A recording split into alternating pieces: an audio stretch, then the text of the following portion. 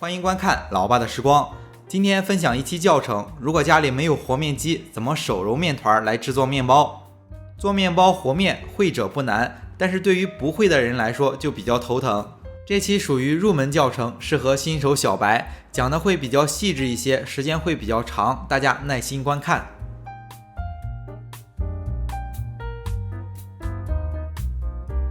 首先来和面，准备500克的高筋面粉或者是面包粉。500克的面粉在家里来制作面包已经算比较多了，可以做出一个1000克的吐司面包。面粉中先加入酵母粉5克，接着就把面粉和酵母粉先简单的混合一下。接着加入20克的奶粉，奶粉是可加可不加的材料，加了以后做出来的面包会更香一点。糖的分量就加入50克的白砂糖，这个分量对于做面包来说不是很多，做出来的面包不会特别的甜。湿性材料选择了鸡蛋加牛奶的组合，先加入2个鸡蛋，鸡蛋的分量是中等大小的鸡蛋，大概在60克左右一个。对于湿性材料来说，可选择性就比较多了，一般选择鸡蛋加牛奶，或者是鸡蛋加水，也可以只用牛奶或者是只用水。接着加入260克左右的牛奶，先把材料和成一个面团。如果湿性材料不想用鸡蛋加牛奶的组合怎么办？最简单的方法是按照这个材料的比例做1到2次面包，感受一下这个面团的硬度。当换到别的湿性材料的时候还是按照这个面团的硬度来，这样就不容易翻车了。500克面粉在家里来做面包已经算比较多了，如果不想用这么多面粉，按照整体的比例往下减就可以。第一个阶段比较简单，我就直接快进了。我们只需要把材料揉成一个团即可。材料成团以后就用不上力气了，把它拿出来放在案板上再揉。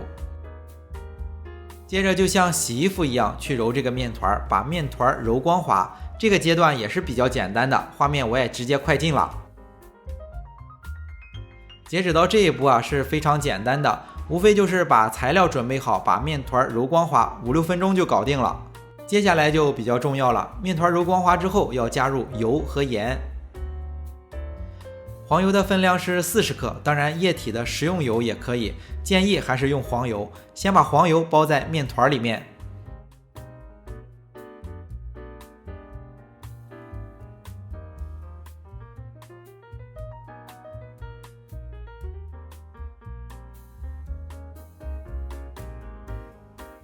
紧接着加入少许的盐，大概有3克。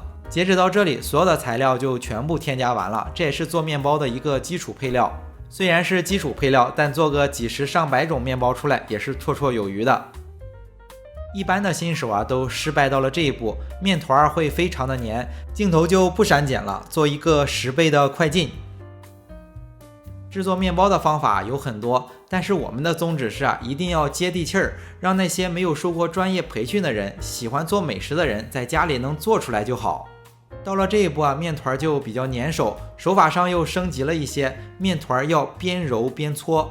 如果在实际操作当中有少许的面粘在案板上，可以直接用刮刀刮下来，或者是在案板上抹上少许的油再操作会好一些。这种和面方法有一个要特别注意的事项，就是在和面的时候手是有温度的，和得比较慢，面团可能会发起来，所以在材料的选择上，鸡蛋、牛奶建议用凉的。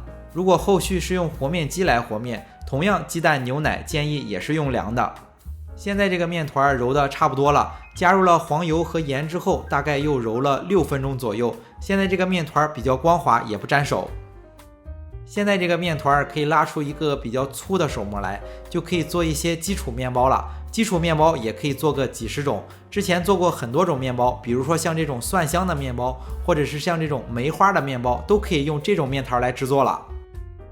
如果想做吐司面包，那面团还要再继续揉一会儿。到了这一步，手法上又升级了，要不断的揉、拉、摔这个面团。最后这一步大概要揉个10分钟左右，就可以出特别细的手模，就可以来做吐司面包了。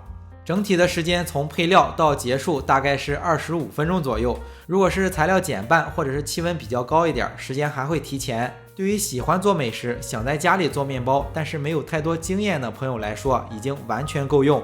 后面的镜头保留几分钟，大家可以借鉴参考一下。按照视频中的方法，大概再揉10到15分钟，就可以揉出比较细的手膜。这种面团就适合做吐司面包了。那今天的这期教程到这里也就结束了，也祝大家生活愉快。